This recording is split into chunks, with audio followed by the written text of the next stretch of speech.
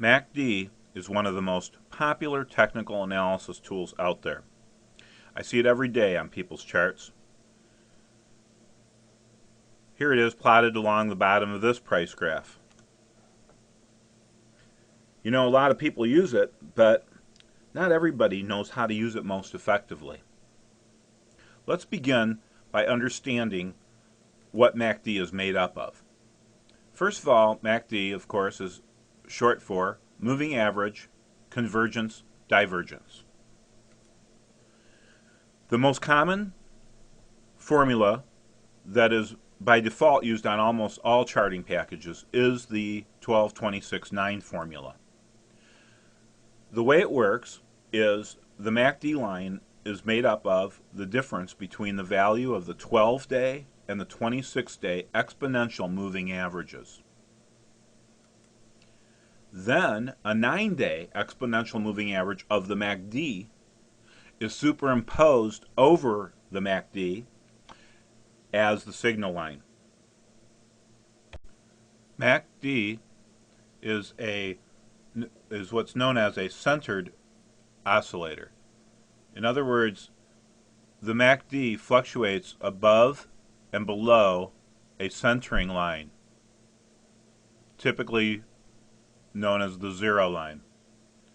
These types of oscillators are good for identifying strength or weakness or direction of momentum behind a security's move. As we talked about in the formula, here are two exponential moving averages, the 12 and the 26, plotted right on a price chart. The faster moving average is the blue line, the 12, and the slower EMA is the red line, the 26.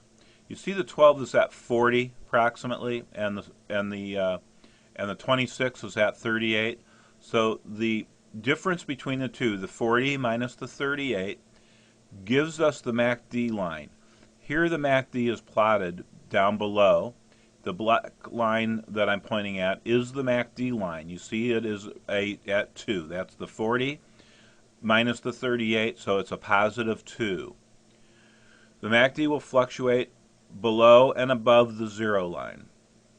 Typically, with centering oscillators, when the oscillator is above the zero line, we are in a bullish mode, and when the oscillator is below the zero line, we are in a bearish mode.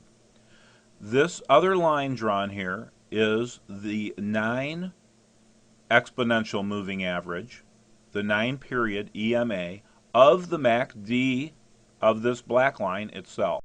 You know, the moving averages in and of themselves are known to be lagging indicators.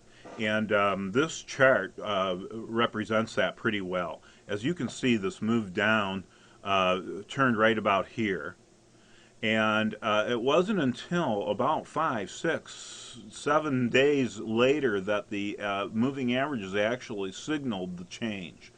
A real lag there, and these are exponential moving averages. They're actually faster than a regular simple moving average. So simple moving averages would be slower yet. Again, here's the change in direction, and then the crossover in the moving averages didn't happen until, a week and a half later. One last time, the change in direction happens way down here, and then about 6, 7 days later, the change in the crossover in the moving averages. Now, MACD, on the other hand, is much faster and much more responsive to the change. So as you can see, the change over the crossover in MACD crossing the signal line happens here at this blue line, and the red line shows how much more later it was that the actual moving averages crossed.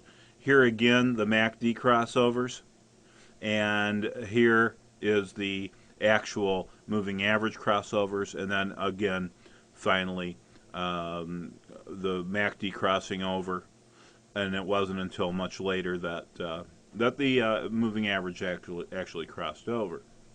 Now, remember how MACD is created. The MACD is the difference between the 12-day and the 26-day. So if MACD crosses above the 0 line, this indicates that the 12-day has crossed above the 26-day. And so as you see, the MACD crossing the 0 line here is really representative of where the true moving averages are doing their crossover. As MACD is rising, this is telling us that the gap between the 12-day and the 26-day is widening, therefore indicating that bullish momentum is increasing. As MACD crosses down below the 0 line, we know that the 12-day has crossed down below the 26-day. And as it continues in its downward path, we can understand and assume that the distance between the two moving averages is widening. Therefore, bearish sentiment is increasing. The momentum is strengthening in the downward trend, as long as that MACD line is in descent. I would like to point out that the histogram represents the difference between MACD and its 9-day EMA. If you notice that as the histogram gets larger, this is representing how wide the distance is between the MACD and the 9-day EMA. The histogram is positive when the MACD is above its 9-day EMA. So in this case, here's where the MACD is crossed over and it's above the 9-day. The histogram goes positive at that point. And the histogram goes negative when the MACD is below the 9-day EMA. Now another powerful tool in the MACD is the creation of divergences. Let me point some out.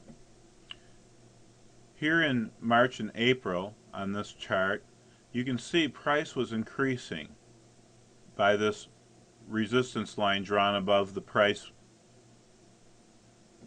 But MACD, as you can see, was falling. The peaks in the MACD were getting lower. This was kind of a heads up that that there was a change imminent. Here's another divergence where price is creating lower lows, shown by this descending support line, but the MACD was having higher lows. So again, here's a heads up, a divergence between MACD and action and price. MACD telling us, warning us that there was the momentum of this down move was weakening, and therefore a change was imminent.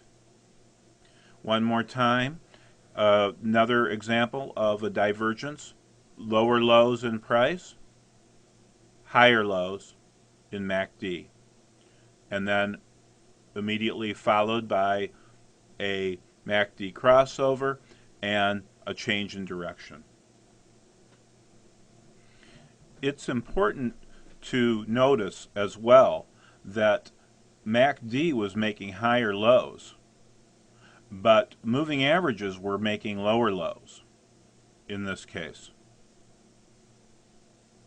Here, the moving averages were making lower lows, but the MACD was making higher lows.